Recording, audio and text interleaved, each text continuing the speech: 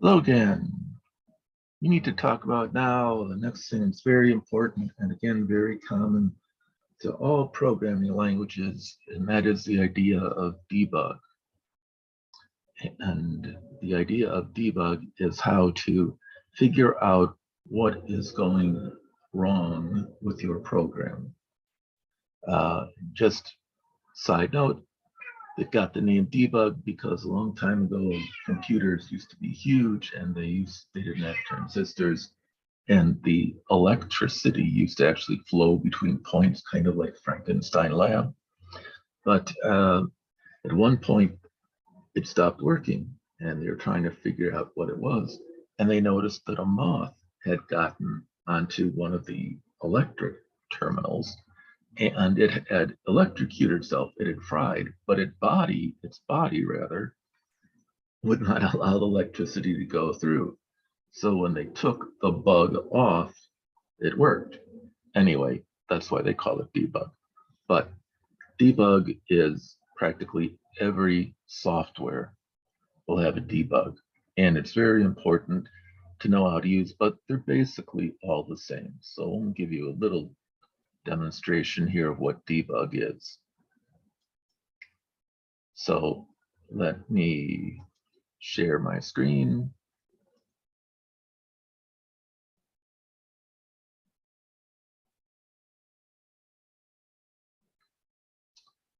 And we are now at this program.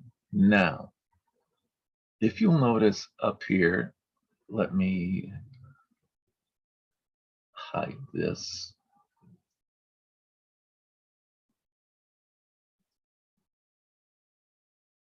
Okay, up here in the list, there is an option of debug. Now,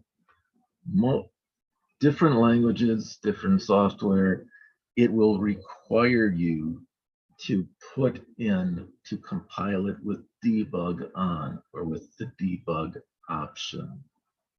All right, this does not, but it's very possible that you may have to do something different to put it into debug mode.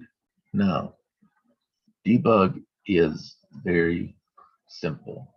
What we're going to do is we want to be able to stop the program at a certain point, not kill it, but stop it so that I can look at different variables. And the way to stop it is putting in what you call a breakpoint. All right, that red is a breakpoint. So for instance, let's say I want to see, did my get current working directory go work, right? So after this, at the next statement, I could put a breakpoint. All right. Now I can have as many breakpoints as I want, but there's really no need to put them, at every statement, and I'll show you why in just a second. But here we go. I have one breakpoint. I am going to stop now. And the reason I said that you don't need them all is I can do this. Start, continue, it'll start, and no. But notice I am right here. This little arrow is saying, okay, I've stopped on this statement. My program is not dead, it is just stopped. But now I want to look at and say, hey, what value is in this variable CWD? So what I would do, I would right click it, and I would say, watch it. Again, different software, this will be different. But the idea is still the same. You have to be able to look at the variables and what is held in them. So I expect it to say my code blocks directory that I'm currently in. So let's find CWD, and here it is, C:users, Craig, database, right? So this is my directory. So I know that it worked really, but it didn't. But you know, just to stop it, just to see. All right, it has what I expect. Now, the next thing I want to do, and the reason what I did the first time was I ran it until it hit this breakpoint. But I can do it differently. I can step through the program. And what I mean by step is go execute one line and then stop. All right. And you don't need to put breakpoints in to do that. What you do is you go under debug and you look at there and you say step into. All right, you could go F7 or shift F7. What you've got over is some of these functions is you, for instance, get CWD. You don't really want to go in that function because you don't care. You know, there's no point of stepping through system to define functions. But depending on which one you do, you might get thrown into them, which you don't want. So what we are going to do is shift F7, and I can click it here, and notice my little arrow has gone from line 97 to line 98. All right, I am now going to do it using my keyboard, shift F7, and notice that it went from line 98 to line 111.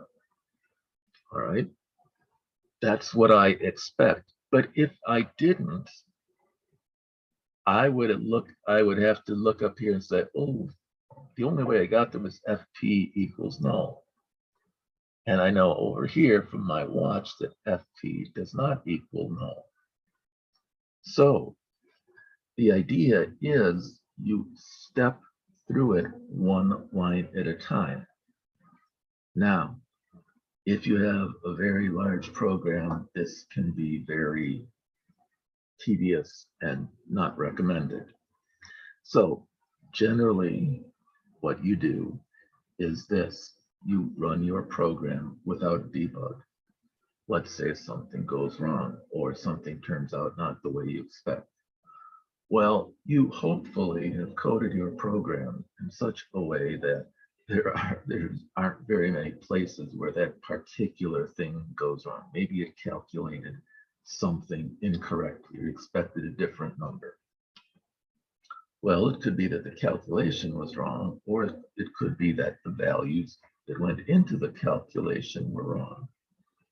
So you would put a breakpoint around that calculation before the calculation, check out what went in on the statement, check out what came out. But I just want to show you that even though I'm going to step through this, it's a small program.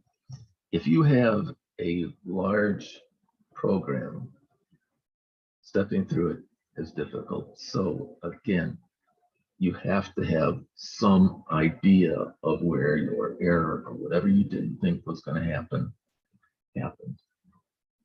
And you had to set a breakpoint right before it and then step. So just to go, we'll just go a couple more. And I can step through. And notice I'm going step by step. I could repeat it if I wanted to. I don't know, let's put a breakpoint on line 114. And now let me just run until the cursor. All right, to start and continue rather, because that will continue, but it will stop at the breakpoint. Now, when I get out of here, when I'm out of this loop, because if I don't put anything else, it will run through to the end of the program.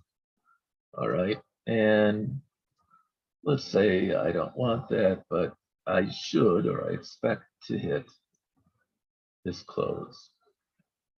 So I will debug and continue because I have another record, debug and continue. And okay, now I'm at the close. So my program has read all the information. I'm going to step. And now this loop is going to execute how many times? Well, I can look, what does the std idx value? What is the std idx value? It is 3. So it's going to loop 3 times. And it's just going to print out the information. So when I'm done, I'm going to put the stop after that loop. So I'll put one here. And again, I'm just going to continue.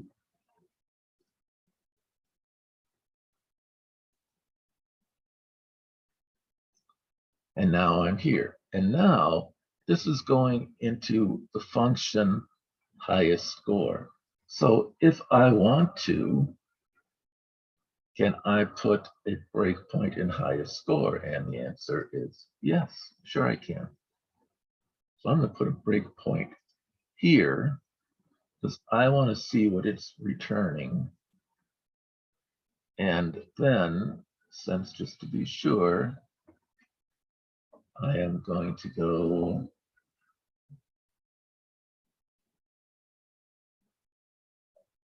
here and now. I don't have to because I can step into it, but I'll put another one here just in case. So watch this. I'm going to go to debug. Notice that where I am now is inside the function highest score. And so what did we expect to, what is it's going to return? Well, the high score is 99.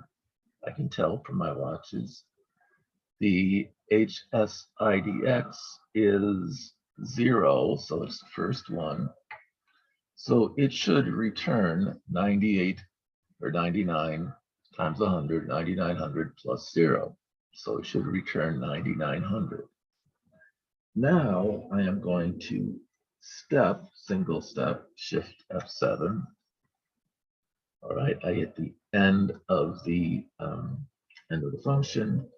I return, and now notice that after the function goes back, I am at the line after the call to my function, right? And now I expect high score to have the value of 9900. All right, high score info, excuse me. So let's find high score info. And it does, it has 9900. So this is the very basics of debug. It's very simple and it's very common in like every language. Debug always works the same. You put in breakpoints. You put them in at logical places where you want to stop and see. All right. You have a method of watching variables, examining variables, and see what's in them. Because you want to know, right? You can either step through it, right? Or you can run until you hit the breakpoint. But it's very good because hopefully, again, you know your code and you know where you expect it to go and you know what values you expect it to have. So if it doesn't, you should be able to see from this where the problem is. All right. Otherwise, you have to put in a bunch of displays or print Fs and try and figure out. It is much more cumbersome, much more time consuming, and you're prone to error much more. So now I see everything works the way I expected. And if I just want to go, if I want to continue, since I don't have any breakpoints, oh, I hit this. Oh, by the way, now it did this because I went to this 3 times. Let's say, okay, I know you're working the way I want. If I click, I can get rid of the breakpoint, right? And I don't need it after this.